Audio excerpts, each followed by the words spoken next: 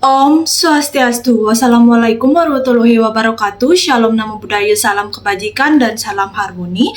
Perkenalkan, nama saya Niwena Tirtayani, NIM 241101110, nomor absen 5 dari kelas BKA semester 4. Di sini saya akan membuat video mengenai teknik yang terdapat pada piramida konseling untuk memenuhi mata kuliah mikrokonseling lanjut yang diampu oleh Profesor Dr. Iketut Darsana MPD Cons.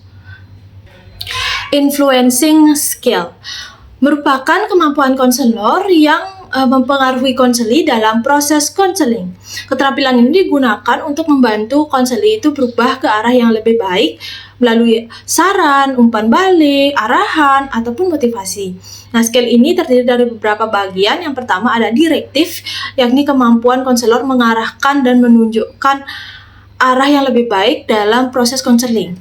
Konselor memberikan arah jelas yang bisa dilakukan oleh konseling. Contohnya, konseling sulit mengatur waktu, lalu konselor mengarahkan untuk coba kamu memulai buat jadwal yang teratur ya. Misalnya rutin belajar selama 1 minggu, selama 1 jam saja. Ada logical consequences, adalah kemampuan konselor untuk konseli untuk memahami akibat logis dari perilaku yang dilakukan, baik akibat positif ataupun negatif. Contohnya, konseli sering menunda tugas, lalu konselor tuh dapat mengatakan, jika kamu terus menunda, kapan pekerjaanmu akan selesai? Pekerjaanmu akan semakin menumpuk. Dan interpretation adalah kemampuan konselor menafsirkan apa yang terjadi dalam proses konseling. Konselor membantu konseli melihat makna atau penyebab tersembunyi dari perilaku ataupun perasaannya. Contohnya, konseli mudah marah kepada teman, lalu konselor mengatakan mungkin kamu marah bukan karena temanmu, tapi karena kamu sedang banyak tekanan. Self-disclosure, kemampuan konselor membuka diri dalam proses konseling. Jadi konselor dengan berbagai pengalaman pribadinya secara terbatas dan relevan disampaikan agar konseli tidak merasa sendirian dan tentunya lebih memotivasi konseli.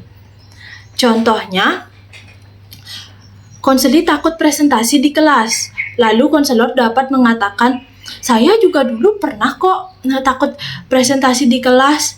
Saya juga merasa gugup dan merasa gemetar saat berbicara di depan umum, itu sangat wajar. Ada advice, information, explanation, ataupun instruction. Adalah kemampuan konselor untuk memberikan nasihat, informasi, penjelasan, dan instruksi kepada konseli dalam proses konseling. Nah, konselor memberikan saran atau informasi yang dibutuhkan konseli agar dapat merumuskan keputusan yang tepat. Contoh, konseli bingung cara belajar yang efektif untuk dirinya. Lalu konselor dapat mengatakan, kamu bisa mencoba belajar 50 menit ya terlebih dahulu secara fokus, lalu kamu bisa istirahat selama 10 menit saja. Kemudian ada feedback. Kemampuan konselor memberikan motivasi kepada konseli dalam proses konseling. Konselor memberikan feedback positif kepada perkembangan konseli agar kepercayaan diri konseli semakin meningkat.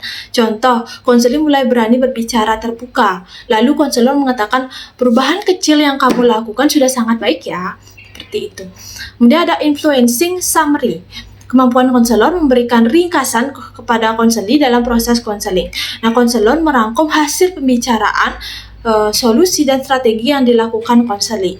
Contoh, setelah sesi selesai, konselor mengatakan, jadi strategi yang akan kamu terapkan adalah mengurangi bermain HP, membuat jadwal belajar teratur, dan tidur lebih awal agar tidak bergadang. Baik, sekian dari video saya. Mohon maaf jika ada kekurangan dan kekurang tepatan. Saya akan tutup dengan mengaturkan salam. Om Santi Santi Santi Om. Wassalamualaikum warahmatullahi wabarakatuh. Shalom, namo buddhaya, salam kebajikan dan salam harmoni.